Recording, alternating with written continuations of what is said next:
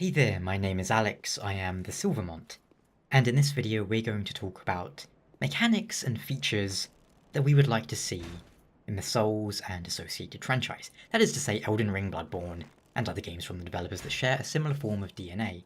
And when I say mechanics or features, what do I mean by that? Well, one example would be, I would like to see horse riding in a Dark Souls game, which of course Elden Ring has covered.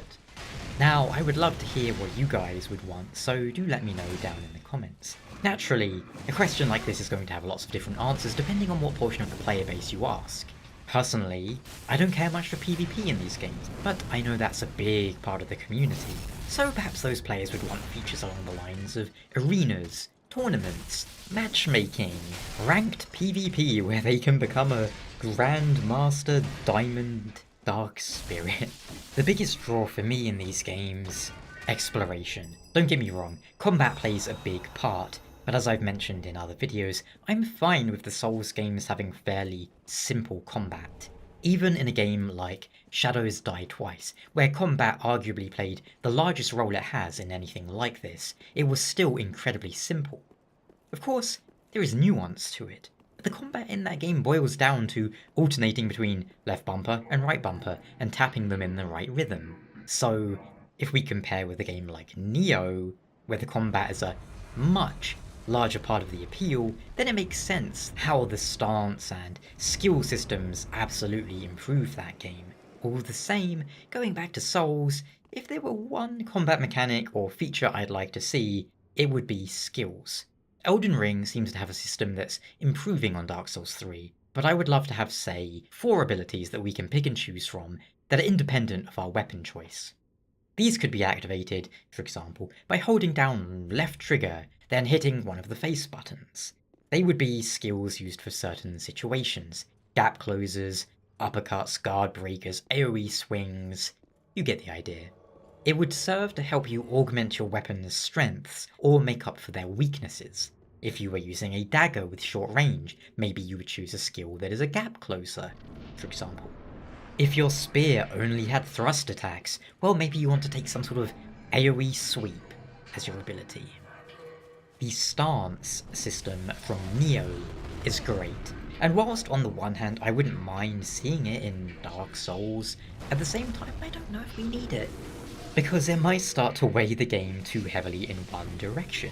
However, a better magic and archery gameplay loop would absolutely help. How do we improve magic? So far we've either had a limited casts option or a magic meter. Some combination of the two could be the way to go forward, with certain magic spells being determined by a meter, and other, perhaps stronger ones just having limited uses that refresh at bonfires. The way magic spells operate too needs to be improved. Better targeting and execution, because right now the majority of spells in Souls games are just some form of projectile that goes from point A to point B. As for archery, how do you handle that? Crossbows should require less stat investment but have longer reloads, which I suppose is quite accurate already. Bows though, well, they could take a few cues from Dragon's Dogma's Ranger. The way I see it, a bow is something you should be able to specialise in, whereas a crossbow should be more of like an augmentation to your kit rather than a main focus. Finally, a combat feature I would love to see in Dark Souls is limb removal. We've skirted around this issue with tail cuts in Dark Souls and so on, but I'd like to see it applied to humanoid enemies too. Having the option to break and remove limbs leading to finishing blows would be good in my opinion. Right now, if you guard break an enemy, land a parry, or a backstab, you get a unique critical animation. It would be fun to have another sort of critical animation that is triggered by limb removal as well. As mentioned, the exploration is what I enjoy most in a Souls game. What features could better enhance it? Whilst Shadows Die Twice touched a little on verticality with the grappling hook, it would be interesting to have a Souls game with complete freedom of movement. Naturally, that would be one huge development hurdle. When you create intricately designed spaces, having the player fly and climb around them can drastically reduce those spaces. So I would be interested to see how the developers would tackle designing areas in which one can freely climb most surfaces, perhaps even fly in some fashion. Another interesting option would be having player-designed dungeons. Just how this could be implemented is anyone's guess. Bloodborne had these somewhat randomized chalice dungeons, but I wasn't a fan. I do like the concept of having infinitely replayable dungeons, and player ones would have that handcrafted feel. Naturally, there would be infinite chances for terrible designs, but there's always going to be players who would create something fantastic. Maybe they could even include their own little lore or narration stuff that you can find hidden around in journals, I don't know. How they work something like that into the game though is anyone's guess. Do they try and make some of it fit with the lore? Smelly zombie, you must design a dungeon to stop those rotten dark spirits from invading. Or just have it completely fourth wall breaking, not bother to make it lore friendly at all. And naturally it would be hard to tell how poorly a feature like this might turn out, as we can only compare it with games like Mario Maker and Little Big Planet. Having played neither of those, I'm assuming there's some great stuff, but also a lot of nonsense and you have to find the buried gems or some such. Playing with light, dark, and other elements, such as interactive environments, is also a feature I would be interested to see in a Souls game. Dark Souls 2 initially was going to have, well, for starters it was going to have, light and dark playing more of a role with torches. That didn't amount to much. But do you remember the keystones? Back when they first showed Dark Souls 2, they were saying these will be things that can drastically alter the environments. Well, they didn't really pan out all that well either. And yet, these games have had elements in them since the beginning. But beyond exploiting enemy weaknesses, elements are, well, they're never really used. But it might be interesting to burn things down with pyromancy, freeze water, and, well, you get the idea. If you've ever played Divinity, you'll remember how, pools of oil can be lit on fire to explode, or you can poison water. All those sorts of things. Having the environment be more directly involved with the gameplay in that sense, well, it might be interesting in a Souls game.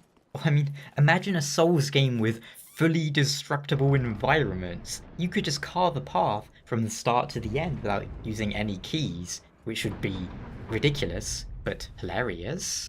At the same time, it's entirely possible these ideas would be terrible in execution. Who can say how many of them from might have already tried with prototypes, only to find they either didn't work or the technology just wasn't there. Needless to say, the prospect of ray tracing, at least for lighting, is one that I could definitely see having some great applications and great visual impacts on a game like this. Think about how many times in the franchise you go up to a large door, you open it from a dark area to a light area. Having ray tracing would be great there, as the light would naturally flood in as the door slowly opens. And it's something that's already been played around with too. Think about The Lost Sinner, for example. Light and darkness played quite a big role in that fight, and of course you can imagine how it might look with ray tracing. For another Dark Souls 2 boss, remember the Mirror Knight? Imagine how cool he would look with an actual mirror finish to his armor and shield, all of it reflecting the environment in real time. That would all be possible with ray tracing. Perhaps that is the most realistic of all the features mentioned here, one that would have no real downsides other than, well, of course, performance, and if you don't have it enabled, then, well, you would kind of miss out, but we're talking hypotheticals, and hypothetically it was a feature that would only improve the game, assuming it were enabled. Who knows, maybe we just need transforming armor. Bloodborne had transforming weapons, right? Maybe we need a mech or a sci-fi Souls game where the armor transforms too. Although, speaking of mechs, I wonder if From will ever go back to Armored Core. One day, perhaps. Until then, thank you guys so much for watching, and let me know what features you would like to see in a Souls game.